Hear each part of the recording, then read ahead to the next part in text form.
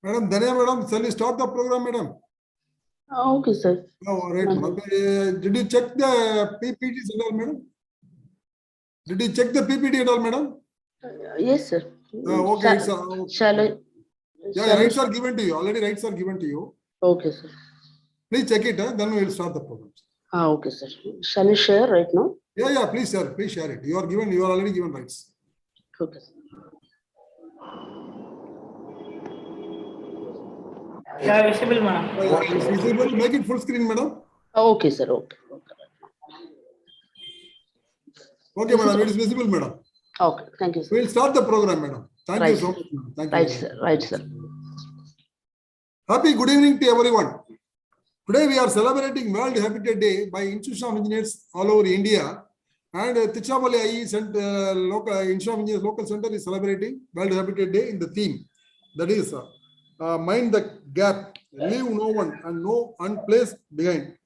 It is going to be delivered by an eminent personality, that is Dr. R.P. Danya, a head HOD at Department of Microbiology, Universal Islam College of Arts and Science, Kumarakoil. First of all, we thank Madam for accepting an invitation to be the chief guest and deliver today's theme address.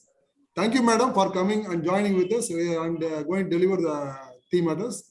We are very much happy to receive you, Madam, in your platform. And today's program is organized by the Institute of Engineers Tiruchirappalli Local Center in association with the Safety and Quality Forum of IEI New Delhi, Computer Society of India, Tiruchirappalli Chapter, Indian Institute of Welding, Tiruchirappalli Branch, Indian Welding Society, Southern Zone, Indian Institute of Metals, Tiruchirappalli Branch, Indian Society of Non-District Testing, Tiruchirappalli Branch, Indian Institution of Industry Engineering, Tiruchirappalli Branch, and Kumari Arivel Peravi. These are all the institutions joining with us in today's program. I welcome all the dignitaries throughout the India from various institutions and our own members and all the students, everybody. I welcome everyone to today's program. With this introduction, I call upon our past chairman, Dr. Karupasamy, to read that is the theme of today, sir. Please, sir. Over to Dr. Karupasamy, sir. Yes, good evening to all. Chairman. Please read the theme. Yes. Good evening to all. First of all, I convey my wishes to all of you to present here for the World Habitat Day. The Institution of Engineers organizes some of the special technical events which is to be celebrated with a central theme as identified by United Nations and other agencies like ITU, I mean International Telecommunication Union, BIS and others. These days are known as the statutory days and are observed by all the state and local centers of IEI, including the overseas chapters of IEI. So this World Habitat Day was discussed and designated in the year 1985, which is to be celebrated annually. And the first celebration was held in 1986 with the theme, Shelter is My Right. So this from this day was selected the first Monday of October every year as the World Habitat Day. This day is observed by all centers of IEI with the theme which is announced by the United Nations of every year.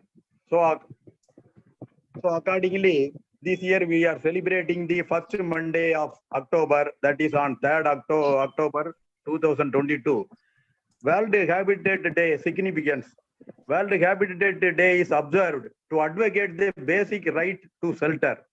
Every person on this planet deserves a good home because a decent living condition is a stepping stone to success and opportunities. The day also helps bring to light the need for keeping a check on our environment due to ongoing urbanization. To create a world our future generation will be proud of living in. Coming to this year theme, the mind, the gap, leave no one and place behind. The focus is on the growing inequalities and challenges in cities and human settlements. These are the problems that have been aggravated due to what the UN calls triple C's: coronavirus, that is COVID-19, climate, and crisis. These triple C's have hampered the progress made against poverty. The UN calls tackling urban poverty and inequality an urgent global priority. They have called for local actions towards sustainable development goals. So thank you for the opportunity for reading out the today's theme, Habitat Day. Thank you. Thank you very much, sir, Dr. Karupasamy, sir, for beautifully narrating the theme of today's event, today's celebration. Thank you so much. Now I call upon Engineer Madhuramani, first Chairman of Indian Institute of Industrial Engineering, who is a participation institution today, to introduce the speaker to the audience. Over to Engineer Madhuramani, sir. Good evening to everybody. Myself Madhuramani, on behalf of Indian Institute of Industrial Engineering, Climatic Chapter, and other professional bodies, I am happy to introduce Dr. R.P. Danya Madam, for this today's program. Is it audible, sir? Yes, sir, it is audible, sir. Please proceed, sir. Okay. So Dr. R.P. Danya is working as assistant professor and head department of microbiology, Nurul Islam College of Arts and Science, Komarkoil. She is basically MSc, MPhil, and finished her PhD. So her achievements: she is a member of Board of Studies, Mannonmaniyam Sundaranaar University for both UG and PG from 26 to 2020. Served as resource person to several academic programs and as judge for science exhibitions. Serving as coordinator for Young Scientist program organized by the Kumari Ariviyal Paravai since 2017. Serving as assistant coordinator NAC since 2020. Trained in innovation ambassador MIC IIC of NICAS. So approved PhD guide for Mannonmaniyam Sundaranaar University, Tirunelveli. Serving as a panelist in the selection of Best Teacher Award, Kumari Ariviyal Paravai Nallasiriyar Virdu to the teachers of Kanyakumari District School since 2018. Presented and participated in various paper presentations in national and international seminars. He published many scientific papers in several national and international journals. With this brief introduction, I am handing over the session to Selvaraj, sir. Thank you, Engineer Madhuramani, sir, for introducing the speaker to the audience. Now, over to Madam for your presentation. Madam, it's your time, Madam. Thank you, Madam. Please. Good evening to all present in this platform. And let me, sir, you have given a very beautiful introduction. So once again, let me introduce myself. I am Dr. R.P. Danya from Nurul Islam College of Arts and Science. I'm very greatly privileged to be the chief guest of today's program, organized by the Institution of Engineers, India, Tiruchirappalli Local Center, on behalf of the commemoration of the World Habitat Day 2020. I also thank Mr. Mulanjiri Mbelen sir for recommending me to this program. And I would like to acknowledge the service extended by Engineer R. Selvaraj, the past chairman of Institution of Engineers, Trichy Local Chapter, and one and all present here. So first of all, let me introduce with am I audible, sir? Yeah, you are audible, madam. Very much audible. Okay, okay, sir. So today, the first Monday of October is the World Habitat Day 2020, as designed by the United Nations to reflect on the state of our towns and cities and the basic right to all for adequate shelter. And it also it is intending to remind the world of its collective responsibility for the future of human habitats. First, it was the World Habitat Day. It was first observed in Nairobi, Kenya, in the year 1986, with the theme "Shelter is my right." So, yes.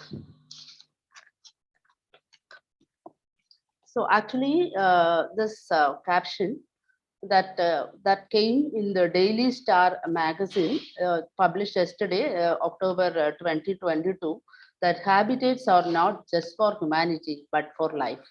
If we do not ensure safe home for all the creatures that occur in this planet, then genuinely it is going to be a great risk for all creatures that occupy this planet. Then genuinely the risk is to lose our only beautiful home, the planet Earth. So this actually reminds us what is the present state of human interference with the habitats. Now, home as a shelter. Home is our resting place actually. It's a place where we comfort ourselves. So whether whoever it is, one is rich or poor, after working hard all day, evening, maybe after our work, we always rush after towards our shelter. The same is true not only for us, it's for animals, for birds, and every life. So animals and birds roaming in search of food and water throughout the day also leave for the homes by evening. Home, in other words, it is a feeling of being safe.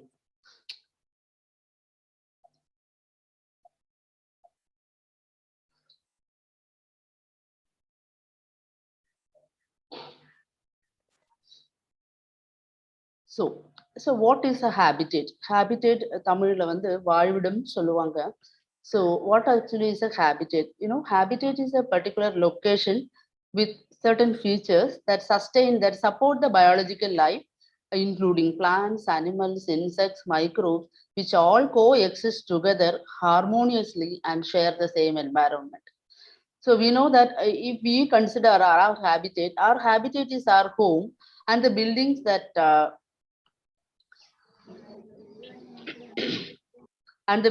that we where we conduct all our everyday activities. Statistical estimates have shown that nearly 40% of the world's habitat are lost due to human activities. So as you all know, nature is declining globally at a highly precedented rate in millions of years. And what occurred during COVID-19, it is a clear manifestation of our broken relationship with nature. So, and it also highlights that we are deeply interconnected between nature and our well-being. So, and not only that, biodiversity loss is also threatening the health of the people and the planet.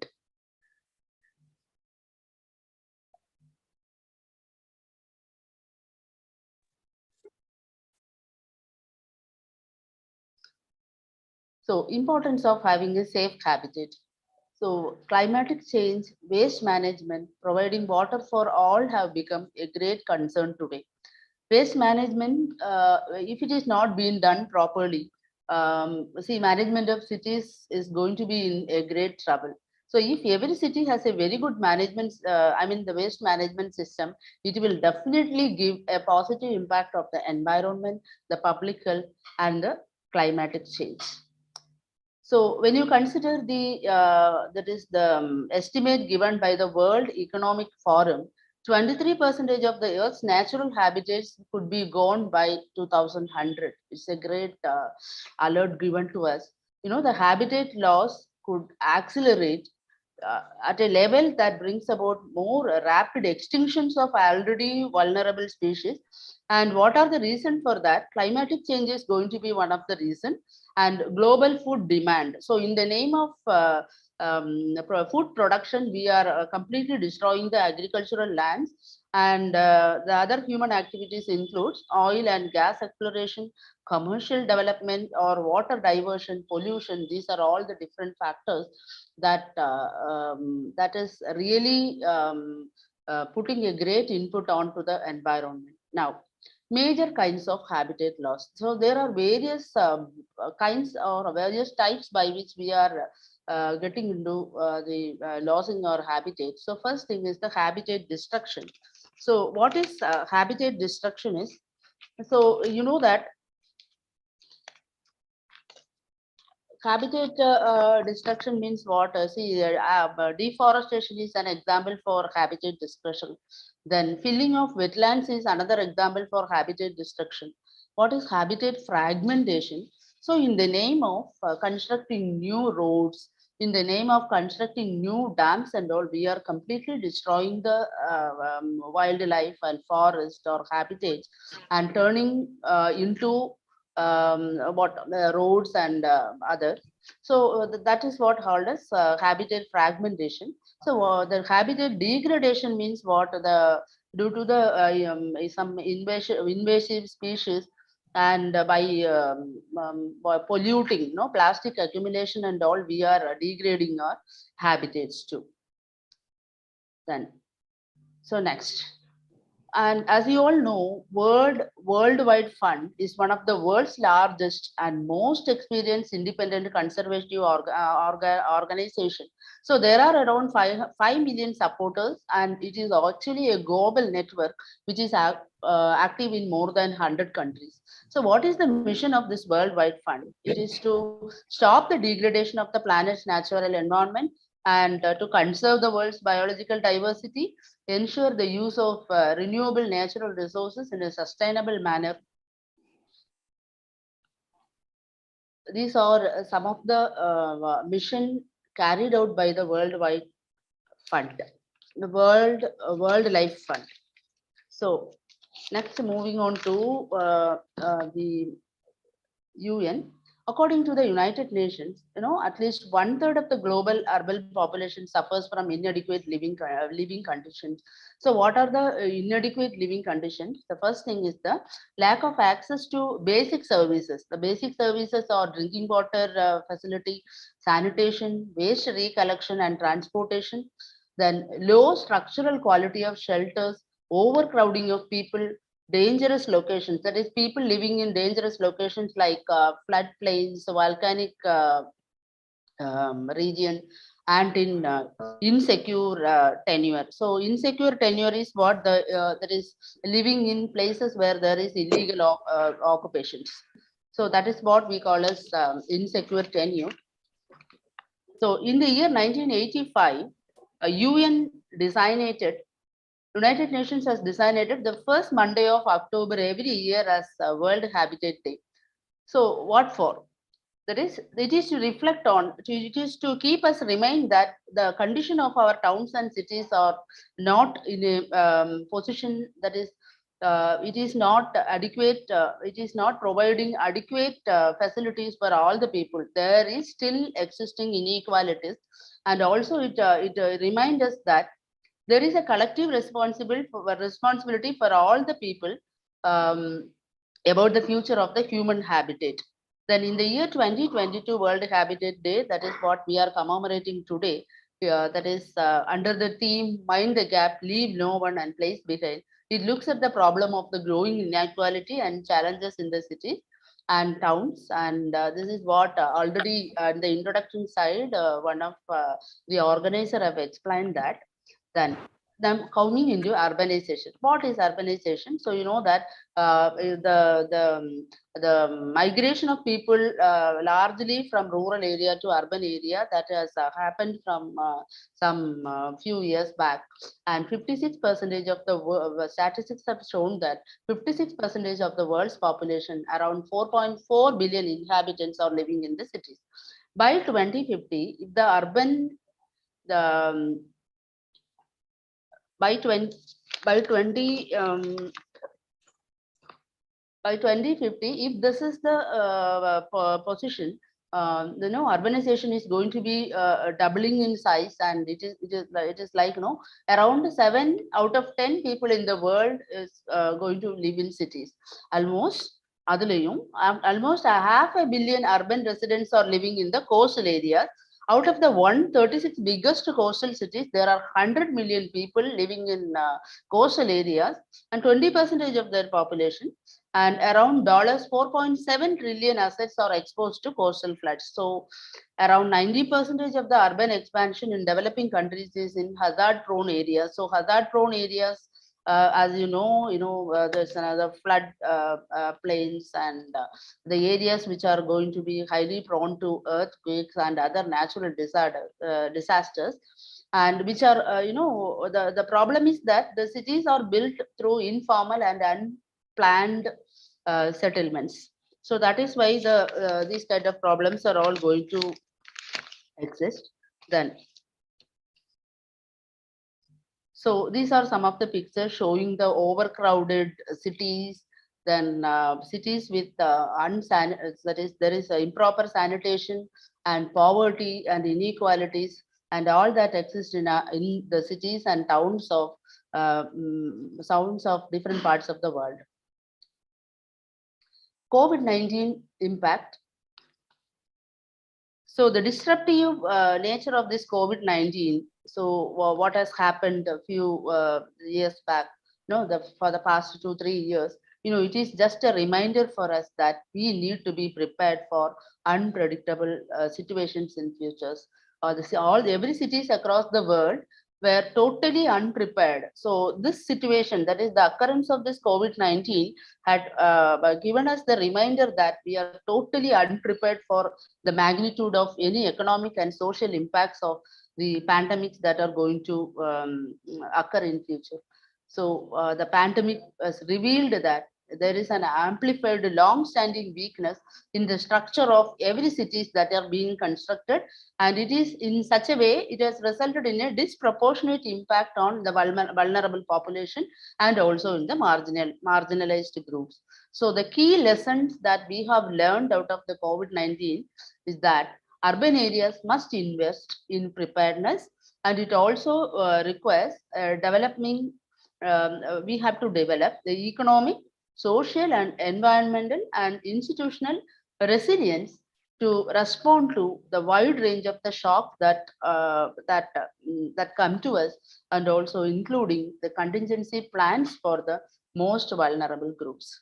Then regarding climatic change, this is the statement that is given by Ban Ki-moon, the former UN Secretary General.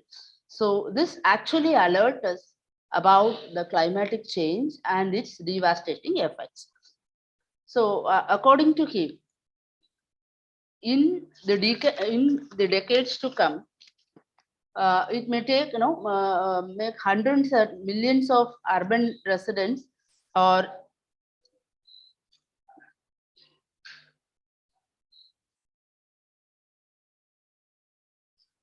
make hundreds and millions of urban residents, and in particular, the poorest and the marginalized people are increasingly going to be vulnerable to floods, landslides, and extreme weather conditions and other natural disasters. So the people who are living in the cities are going to face so many problems, like that is reduced access to fresh water, then encroachment of the salt water on drinking water supplies.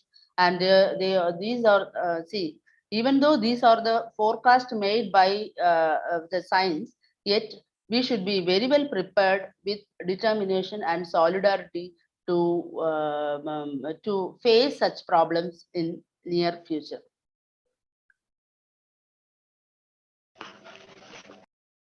Then vulnerability assessment. So if any problem or problem of vulnerability causes, it is always necessary for going for an assessment to reduce the severity of the problem. So the first thing is the exposure analysis. So what actually is the exposure analysis? Exposure analysis means it is identifying the climatic hazards that the cities and towns are going to face. You know, the climatic hazards may be like drought, floods, sea level rising, increased that is biophysical changes like groundwater depletion, landslides, riverbank erosion, etc. And it is also necessary to identify the magnitude and the frequency of these hazards. So as a part of the exposure analysis, it is necessary that we have to identify the magnitude, how much impact these hazards are going to cause. And it is also necessary to identify that is who are going to be being prone to these kind of problems. Next one is sensitivity analysis. What is sensitivity analysis? So this is to collect the information about who is affected, which type of population is largely affected by the problem, and which sectors are highly impacted out of the problem. So this is what called a sensitivity analysis. And finally, the third step is adaptive capacity analysis. So adaptive capacity analysis means it helps the planners to determine the ability of the people or the places, or how are they going to adapt with these problems. So studies have shown that this kind of vulnerability assessment will definitely support people and that is, I mean, the administration to find out a solution for the problem. Next, going on to UN Habitat. UN Habitat is a flagship program of United Nations. So what is UN Habitat? UN Habitat is the United Nations program that works towards the betterment of urban future. So what is the mission of this UN Habitat? The mission is to promote socially and economically sustainable human settlements to develop and achieve adequate shelter for all the people. In the year 2002, on January 1, the General Assembly resolution has given birth to this UN Habitat. UN Habitat is one of the United Nations Human Settlement Program. So this United Nations Habitat Program is active in almost more than 90 countries during 2014 to 2019, but now more than 150 countries are all active under this UN Habitat Program. So first, this UN Habitat Program has managed its work in its headquarters at Nairobi in Kenya, and now they have regional offices in Latin America, Caribbean, that is in Rio de Janeiro in Brazil, and so on.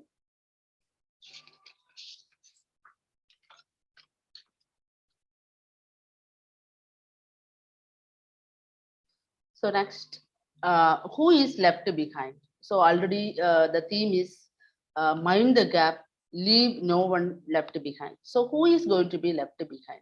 So already I told you that there are inequalities in the human settlements. There are poor people. There are people who are not getting the basic facilities. Then slum dwellers are there. They are all the population of people who are always left behind. So the point is that the people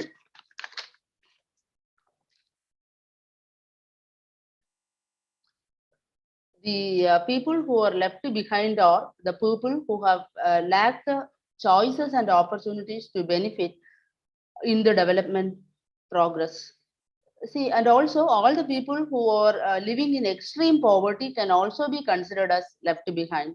And those who endure disadvantages or deprivations that limit their choice and opportunities relative to others in society, they are also going to be left out. So in order to not to let them behind, what can be done? The first step is we have to try to understand and address the drivers that leave people behind. We have to try to understand what are the problems of the local population in the city settlements, and also we have to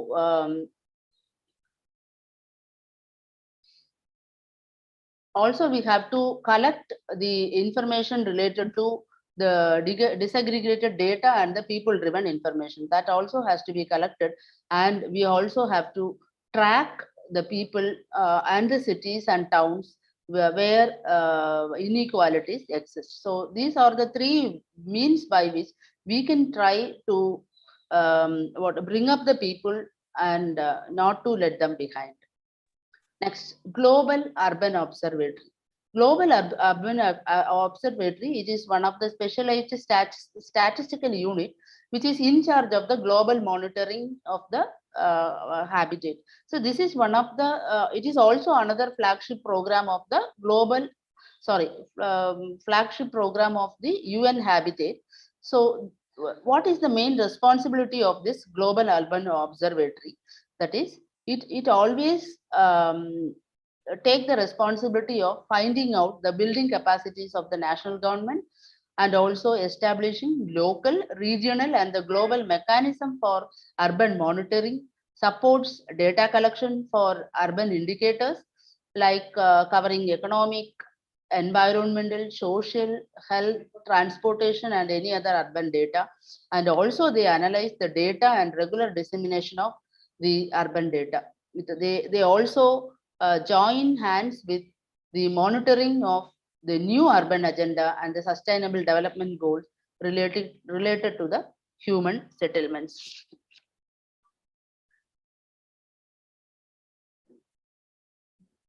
So what is the aim of this global observatory? So the aim is that it is to ensure that every men and women, in particular poor and vulnerable people, to have equal rights to economic resources. So whatever may be the economic resources, the people must be given equal rights to use them, and this should happen by 2030. And also to give them the access to all basic services, ownerships and control over land and forms of property inheritance. And also people who are left behind should be given access to natural resources, appropriate new technology and financial services, improve water quality by reducing pollution, then eliminate the dumping and minimizing release of hazardous chemicals, and so on. Then what are the creative solutions? The first thing, urban observatories to be implemented. So what is this urban observatory? Urban observatories are always helpful to facilitate effective knowledge exchange and promote evidence-based governance. Second thing, national sample of cities. So what accordingly national sample of cities means? It is to systematically select a sample representative city. So even though in a particular country there are so many cities, national sample of cities is one of the method where the UN is recommending that to select a few sample representative cities from their territory and continuously monitor the progress on these cities for national level reporting. So even though going for all the cities, try to select a few sample cities and implement the work associated with the problems in human settlement. Then the next thing is the city prosperity index. So city prosperity index is very much necessary for monitoring the urban infrastructure, environment, productivity, etc. So when you consider the city prosperity index, countries like Norway, Denmark, Switzerland, Sweden, these European countries have always reached a very good city prosperity index. And the next thing is, we have to think of empowering all the people, those who are left behind. So empowering in the sense, educate them, that is take them to or keep them aware of their responsibility towards the nature, then give them or provide them some sustainable livelihood strategies and these things. And also, in addition to that, we have to, if we enact some that is integrated equity focused sustainable development goal policies and interventions, then that can also may help these people to come along with the urban progress. Then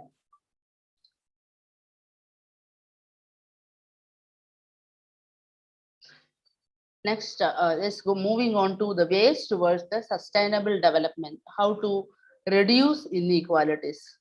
So to avoid unbalanced, unhealthy, and unsustainable growth of human settlements, what can be done?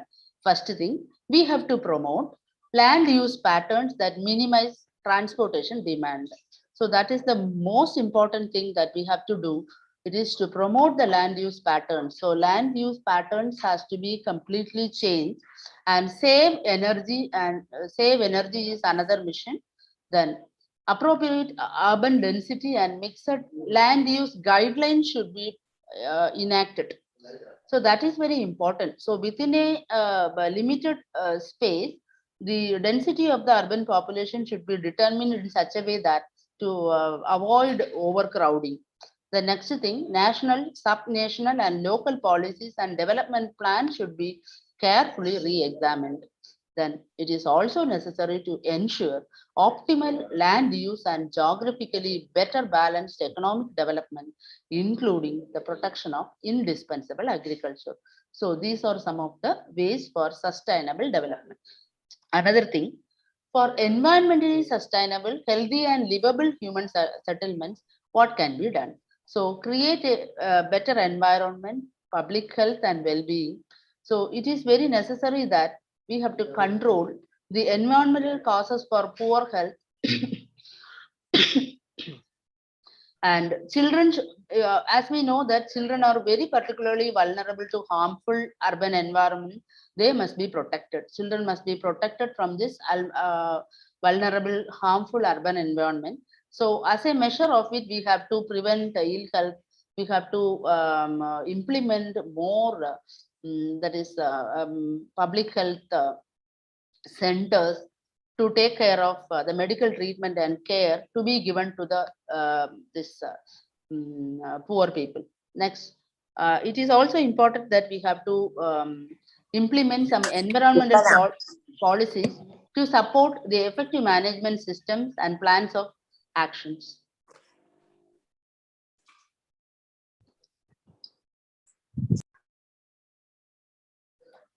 Next, sustainable energy use. So for the improved urban development, it is necessary to take care of the sustainable energy use. As we know that in every urban centers, people are using non-renewable energy sources. This non-energy renewable sources, if we use in excess, that may end up with pollution and some consequent environmental health problems. And even that is going to be a problem that may initiate climatic change. So this problem should be taken care of. We have to recommend people to make use of renewable energy sources or going for some energy efficient techniques, and also governments at the appropriate level in partnership with private and public sectors and non-governmental organizations and community-based organizations and consumer groups to take up this sustainable energy use. Next, sustainable transport and communication systems. So as you know that transportation sector is one of the major consumer of non-renewable energy. Integrated transport systems and land use policies and planning can always reduce the effects of current transport system.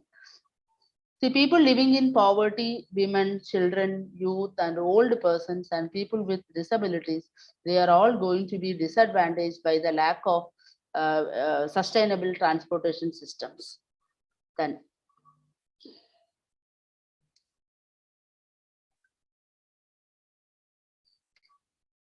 conservation and rehabilitation of the historical and cultural heritage.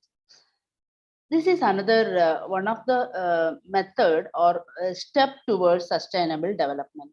We know that in every city there will be historical places There will be cultural centers, there will be scientific centers, there will be workplaces and all. These buildings, spaces and places, landscapes, etc. with spiritual religious value, these should be conserved. These should be, that is, the people should be made aware of the importance of these centers, so that this also can help to protect some of the cultural centers of our districts. And this is also one of the initiative towards sustainable use of natural and human-made resources. Another, improving urban economy. That is also another initiative to towards this sustainable development against inequality. So for that, urban economies are, as you know, that urban economies are integral to the process of economic transformation and development. So we have to create a diversified economic base, and we have to improve the employment opportunities also. Many new jobs are needed to be created in urban areas. We have to develop a capacity to maintain their productivity, to improve the living conditions of the people living in that residential area, and industries should be developed together with trade and services. That also will definitely help this people who are left behind to travel along the urban progress. Next, disaster prevention, mitigation and preparedness, and post-disaster rehabilitation capacities. So climatic change, already the entire world is facing the impacts of climatic change. So the mitigation of climatic change is one of the greatest problem, and lack of basic infrastructure and the occupation of the disaster prone areas is the main reason that a large group of people are impact out of this climatic change. Both disasters as well as this armed conflict and the rehabilitation and reconstruction process will necessitate international involvement at the request of the government of the country concerned. So the impact of all these disasters and emergencies is especially severe wherever there is no prevention and preparedness. So it is very important that every country should implement some strategies to mitigate these disasters, I mean the climatic changes, and also to develop to a prepared state, okay, improving their infrastructure and so on. Then promoting, assisting and learning from policies and initiatives. Then high quality internet is one of the necessary step that can be implemented to provide to the people. Then education is another important thing. Health should be taken care of. Energy efficiency should be taken care of. Social protection should be given to the poor people. Sanitation services should be improved, and prevent further prevention of further inequality should be controlled. As per the World Cities Report 2022, it stresses that we have to build a resilient city, and every success of the planet, our planet need successful cities with innovations and development. So to develop such cities, what can be done is that we have to protect the cities and the urban areas. We have to implement some green investments for sustainable patterns of consumption. So what actually is the green investment? Green investment, that is going for some environmentally sustainable programs to improve the cities. Then cities always should adapt and respond to shocks, and we have to create a world of resilience. Then what are the key findings of the World Cities Report? World Cities Report have found that every cities are here to stay, and the future of humanity is undoubtedly going to be urban. The future of every city is not going to be uniform, and this can lead to a range of several problems. Then urban areas need to be prepared for dynamic and unpredictable future. Moreover, any vision for an optimistic future of cities must embody a new social with universal basic income, health coverage, and housing. Even though a slowdown that happens to any human settlement, the population of cities in these countries are projected to grow nearly 2.5 times by 2020. Then how to secure a green urban future? How is it possible? It is possible only by some policy makers who can at every level recognize and support the role of urban area in the net zero transition. It is very important that we have to shift on to zero, that is net zero transition, reduce the use of fossil fuels. Then some nature-based solutions has to be implemented. We have to support diverse forms of knowledge in environmental decision making to achieve this sustainable urban futures. Then, in addition to that, local governments and local institutions can support diverse forms of knowledge, including indigenous knowledge, local knowledge, and traditional knowledge. Traditional knowledge, as you know, that there are so many people who are aware of the environmentally sustainable methods of agriculture and so on.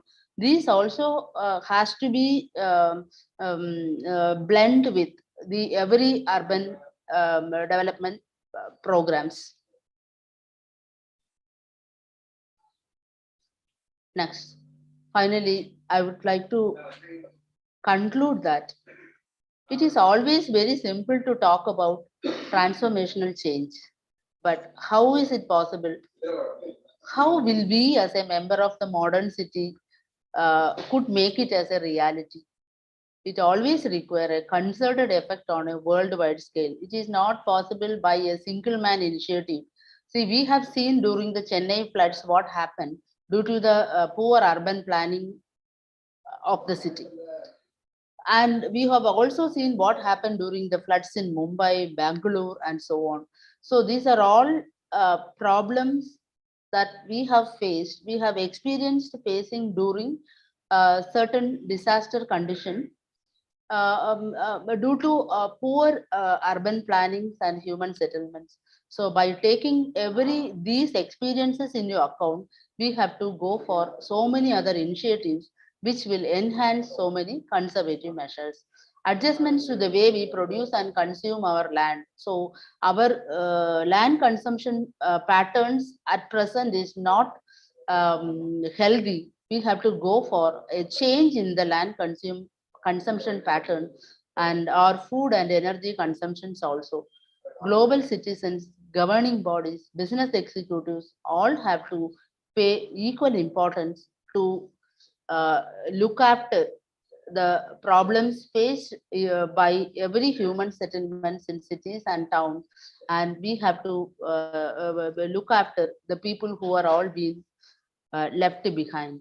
So finally, in this World Habitat Day, as instructed by the United Nations, let us all coordinate together, let us all associate together with the government, with the United Nations and all, and let us take more initiatives to turn our urban centers to beautiful human settlements where we all can take the poor and the deprived people together with us, together for an urban, together along with every urban development programs and progress. So this is what I would like to suggest through these presentations.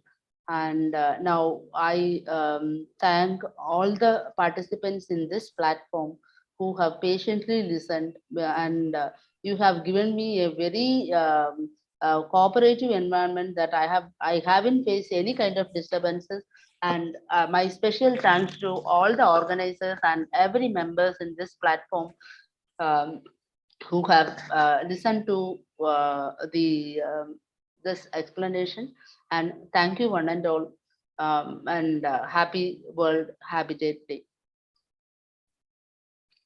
Thank you, ma'am. Really, it was an excellent presentation by you. You prepared, you taken a lot of pain preparing slides. Really, you covered right from the basics, what is Habitat Day, and till now what we have to do as a develop, we all should do the society back, what we should do.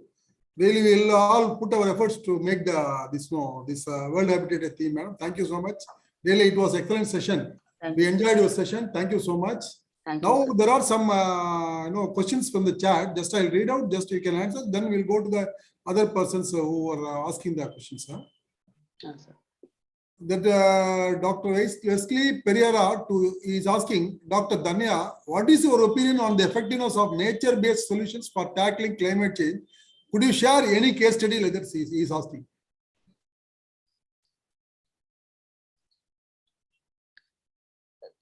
Sir, The question is in the chat box, madam. You can also see. Yeah. 1 second, sir.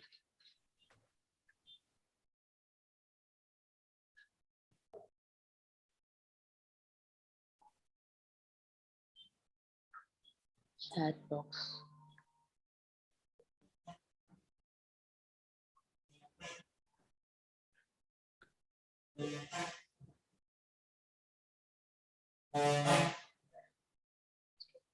Stop.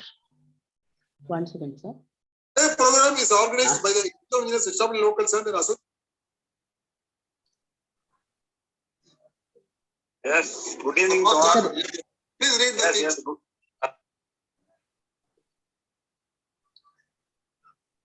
Madam, are you there? Already, yes, sir. Yes, sir. Have you read the question? Please answer me. Yes, sir. So, once again, sir, I could not find the question. Once again. What is your opinion on the effectiveness of the natural based solutions for tackling, the climate change? So nature-based solutions, what I could say is that already there are so many people who have traditional indigenous knowledge on the on methods of agriculture and so on. So if we implement the ideas like developing green cities, that is already there are so many countries like Norway, Switzerland, and Denmark. They are all have turned their cities towards a mission to green cities, and they have successfully seen the problem of mitigating this climatic changes.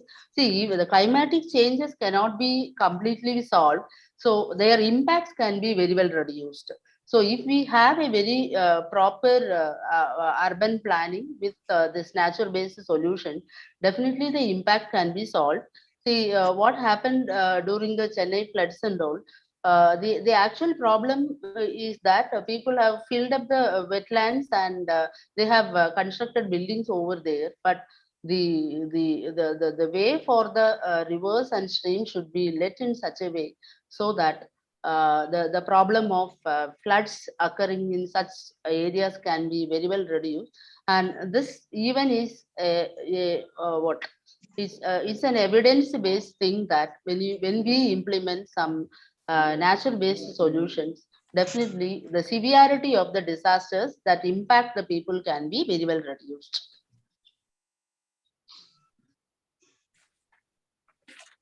Okay, thank you, madam. Participants, any other questions you want to ask? Session is open for questions.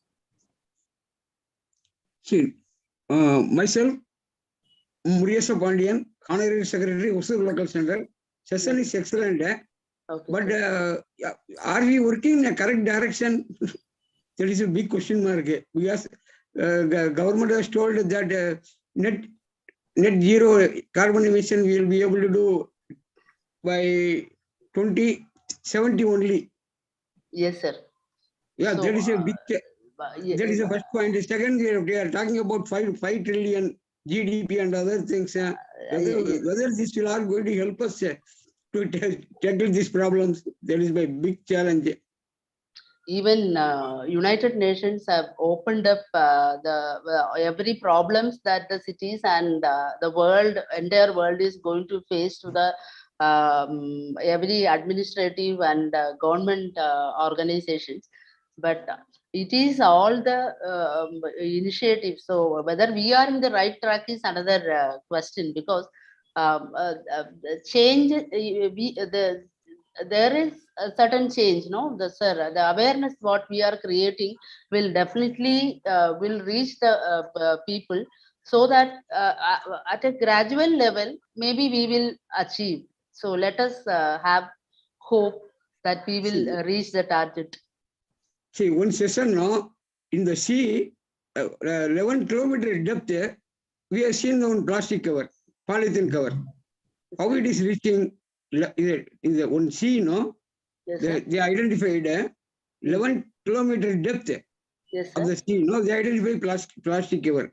Lot huge pollution is there everywhere, but we are not able to stop the plastic production, no? Yes, We are sir. But we are polluting. yes, sir. So, and one more thing, sir. I don't know how much you are aware of that. The company Adidas, the company Adidas, this company, along with Parley, another company, they have now taken an initiative to collect all these marine plastic wastes and convert them into degradable food waste. They have now taken sir, it's like a startup that they are trying to. So large mass of plastics have now turned out to this degradable food waste by their technology. So this is one side. And there are another few group of people who are working on converting the plastics to fuels for vehicles and all. So this is another thing. So and it is also one of the initiative by the central government of India to every higher education institutions in India to establish an innovation council to introduce the students with more innovative ideas and all, so that these students can then turn out to be great entrepreneurs and startup agents, so that these problems are all to be made aware to them. So this is an initiative from our government to solve these kind of problems of plastic deposition and all. So likewise, each and every country, if they target upon such environmental problems, and all the young generation, if they join together, they associate together to take up some solution for this problem, definitely this plastic accumulation can be solved to some extent. So not to the all levels, sir. The great Pacific garbage, so this is for a million acres, the plastics are there, but gradually people are getting awareness out of what is happening around. So let us expect that this will change, and there will be solutions coming up in near future to rectify this. But actually, government should declare an emergency on this. Otherwise, Yes, it may not happen, because so much degradation is there. yes, sir. Even say I went for wildlife census and elephant census. In the forest area also, I found some plastic items. Yes, sir. Where the elephants are there, yes, sir. where other wild animals are there, I found out. It's a very sad situation everywhere. All water bodies are polluted. We picture, I don't know. Definitely, sir. We should have an emergency. I think all of us know we should talk about an emergency of climate change and climate change. It is that situation has come. Yes, sir. It's a great concern. It is a great concern. Even people like us, we are continuously using this disposable plastic. So let us avoid for more biopolymers to come, for more biodegradable material to come to make up the containers for all the materials. And so there is a GST for the banned plastic item also. yes, sir. Because say one session I raised in the GST council meeting, I told them, see, for the GST collection you are going, government is telling you are banning the plastic collection. Can you not inspect that whether that is implemented or not? Because they should have additional responsibility. No, they said no, they have for their pollution control. Everywhere we have It's not an integrated thing. It's very sad. Yes, sir. Sure, sir. Thank you. Very good session. Thank you. Thank you, sir. Madam, there is an Other points? appreciation. Yeah, sir. Thank you, sir. There is an appreciation from one Mr. Professor Jitendra Singh, FIE, past chairman of Safety and Development Forum. Okay, sir. What he says is the Dr. Danya, 1 minute, well prepared presentation. Congratulations, Dr. Danya. This one Thank you, thing. sir. And Thank one you. more appreciation from there is a VRS Murthy sir. He said Danya is a Sanskrit word for rice, that is food. It is right choice that you have shared a word habitat in World Habitat Day, and I appreciate your lecture. Congratulations, madam. This is Thank you. all Thank you. appreciation on this thing. Thank you. Thank you, madam. Really, it was an interesting session. Really, you shared your excellent thoughts and your experience, and you are corrected. Our past chairman, Dr. Harsha, is raising hand. Our past chairman is also a civil man. He has got award, excellent award from Government of India for planting 13 lakh trees in our BHL 3,000 acres campus. Now over to Dr. Harsha, please. Our past chairman. Yeah. I'm really happy to participate in today's lecture program because the theme is excellent. Mind the gap, leave no one behind. It follows with our total ethos.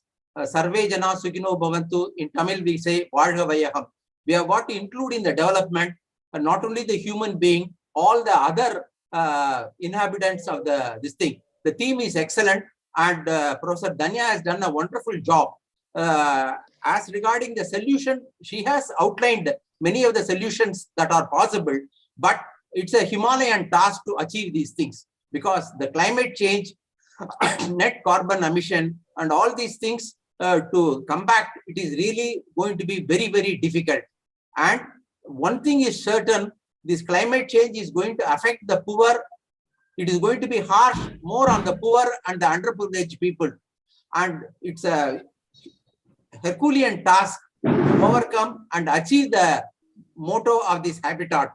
Originally, when I heard the Danya's this thing, I was expecting an architect to present in the World Habitat Day. But I must tell you, Danya has done a wonderful job. I really appreciate her, the way she has gone about the solution and all. She has not only highlighted the problem and the solutions. The solutions are very, very difficult, but it is possible if all of us unite together and do it. Plastic menace, achieving the green economy, all these things are very, very tall tasks, and we are all talking about it. But as one of the participants has pointed out, people should work on zeal, then only we will be able to achieve it. Thank you very much, Danya. We are very happy with your presentation. Thank you, sir. Thank you, sir. Thank you, Harsha sir. You shared your thoughts with us. Thank you so much, Harsha sir. Yes, madam, you want to tell? Yeah, please. No, sir. From all your appreciation, I'm damn sure that I have justified my presentation today. I have satisfied the. You have done a great job. The theme, it's actually. Yeah, it is really the challenges before us really explained nice way. That's what we have to do a lot for our societies back. That's what. Yeah. Sure. All this should be hammered to the society. Yeah, that's what. Should be hammered actually daily. Should be hammered. Seeing the dangerous situations, how we have to come up from that, how we have to leave the gap. That poor people, how we are going to bring them and all is not a task. The population increase. The coastal area, living people, so many things Madam has brought out. Really, the United Nations SDG goals. There are a lot of things you have to do a lot to the society. That's what. Okay, over to any other questions from the persons? I move to the next agenda. Okay. I learned the next week's program is Dr. Shivasanmugam, professor from NIT, is going to deliver talk on mechanical area. And I request we will send the detail to all our members and other people through WhatsApp as well as email. I invite everyone to participate in next week's program. Now I call upon our John Ravi Kumar from Kumari area to propose vote of thanks. Sir, please propose vote of thanks on behalf of our institutions. Yeah, please. Very good afternoon to everybody. Yes, sir. Good afternoon, sir. Actually, fortunately, I was a little bit late to join the program because I was busy with it. Anyhow, I am very happy to hear ma'am's voice actually.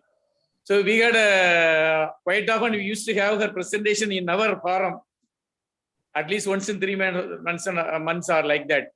But when I read that topic, I was not able to differentiate the meanings. I was under impression that they may be the economical gap between the poor and rich, like that it may be. So I was very particular in attending and hearing her voice. Really, it was excellent and wonderful. I send my congrats also to her.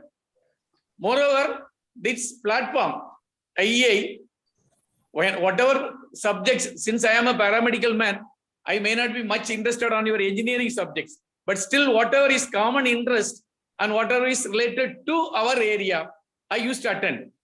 But you are, without any tiredness, every week you are arranging some of the efficient and eminent personalities from all over India are doing that presentation. That is an excellent.